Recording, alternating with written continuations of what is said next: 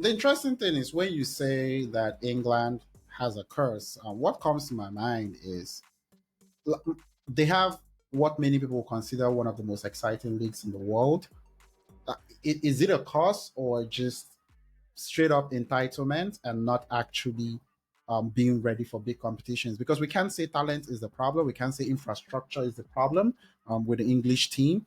Um, in your opinion, what would you say is the reason why England hasn't won a major Euros or the World Cup since 1966? Because there's no logical reason why they shouldn't have won. And even if they have won one or two, I wouldn't actually think it's a big deal, in my opinion, right? I just think it's absolutely unacceptable that they have not won one Yeah. for how much talent, infrastructure, and like I would say funding that they have, not to have actually won one for 60 years almost. So what would Yeah. you say? What would you think? Well, I don't know if it's a curse, but it's starting to look like it. But so if you've been watching like football, soccer since like early mid 2000s, you hear of like the golden generation, right?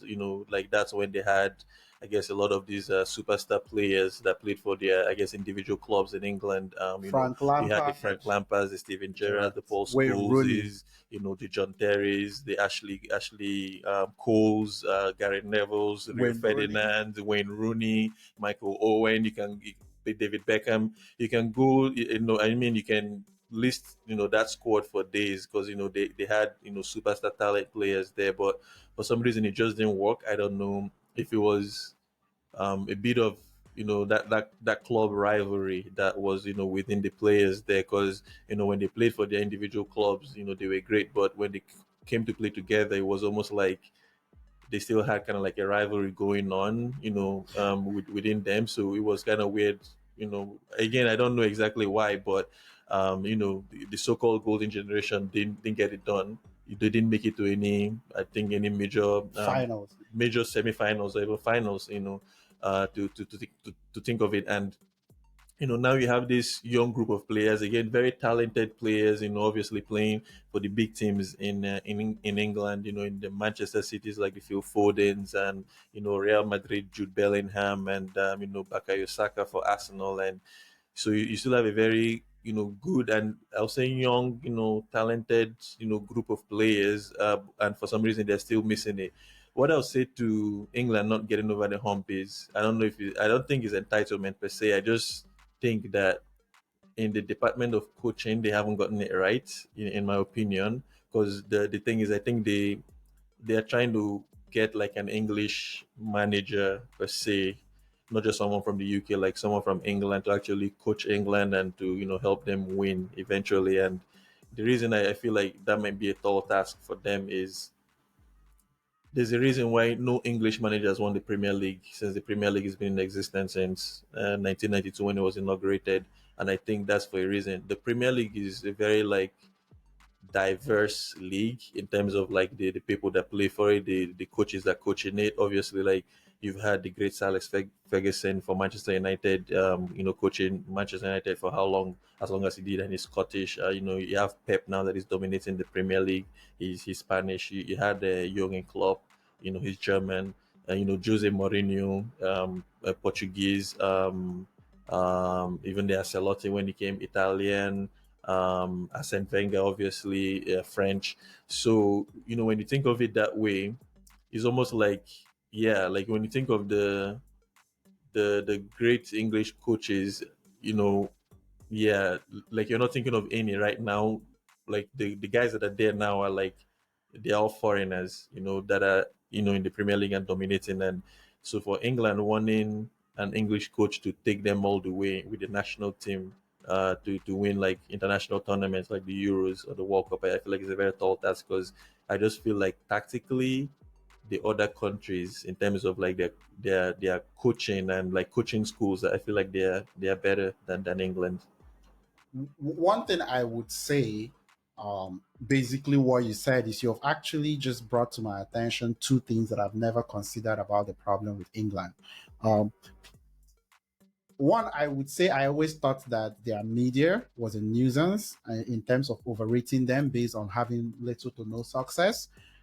But also, when I think of that, I'm like, not exactly, because my argument would be that they have enough talent and they have enough infrastructure to do well in Europe, at least once in the last 50 to 60 years, right? So, would I say the media is overreacting? I would say yes, they're not They properly put a lot of holding, pressure. They put a lot of pressure on the yeah, they're players. not holding Yeah, them accountable properly, but is the expectations like, should there be they are expectations? I not would say unrealistic expectations, though. If you think exactly. about it, because Yeah. when you haven't won and you were that good, you've had the so-called golden generation, and you've had now this crop of players. Like, yeah, like you come to think of it, and like, really, why are they not getting over the hump? Yeah, yeah, I totally and you just brought a couple things to my attention, which was two things that is very interesting to me. The fact that it's one of the most visible leagues in the world, the most Arguably the watched. best league in the Yeah, world. arguably, Yeah. I wouldn't say the best, but the No, most yeah, watched league, yeah, yeah. in my opinion. I can't doubt how popular it is globally, right? And is it possible that the rivalries, the competition that they kind of have to deal with on a club level affects their chemistry when it comes to the national level? Is it that when they come together, there's still a little bit too much internal politics going on and too much of not working together and trying to show off themselves I individually as think stars? I think that was more, I guess, prevalent with the golden Golden generation, generation. like the Wayne Rooney's and the Frank Lampards, because I think then was when Manchester United and Sir Alex Ferguson, they had a stronghold of, like, the Premier League. So it was like Manchester United was like the best team, kind of like the most hated team.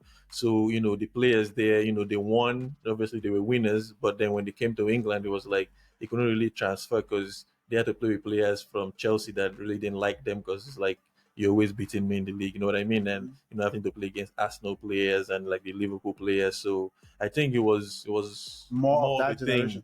I then haven't even than it thought is about. now, and that's where I'll give credit to Southgate, because I think Southgate was able to really kind of like isolate the players from like that, like those, I guess, those kind of pressures or whatever resentment they might have towards each other, at playing at the league level. So I think Southgate actually did a pretty good job, having the players, because you, like, you see the clips in training and all that, like they do seem friendly even if they do compete, like, in the league, with their various clubs. But I think Southgate did a good job. That's what I was saying, like, as a man manager, as kind of like putting the team together, he did a fantastic job, right? I think where England keeps falling short is tactically, just having that X factor, that little bit of that you need, to take you over the hump. And yes, you made an excellent point, which I also wouldn't have. I haven't actually thought about anytime recently, which is the fact that they are trying to get what you would call native English person to actually be their coach. Even though I haven't thought about that, I know for a fact English coaches aren't anywhere amongst the top and best coaches in the world in general, as you pointed out. So that's actually very interesting. I didn't know that. I guess I wasn't keeping track of the fact that that's what they're trying to do in terms of Yep, making that's sure the definitely coaches it. are native. I've Yeah, heard commentary on it. Because if you think of it, it was who was there? Was it Roy Hodgson? yeah, I think Roy it was Roy Hodgson. Yeah, Hodgson that was there before Guy Southgate took over, an interim basis, and then he became, like, the full time manager until now.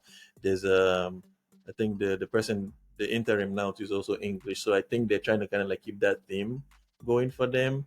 I don't know if they try to get, like, a Jurgen Klopp that is available now, of which I don't even think you want that kind of pressure, right? Obviously he's been in England in the media and all that scrutiny. I don't think you want that, but I don't know if they even looked in that direction, to be honest.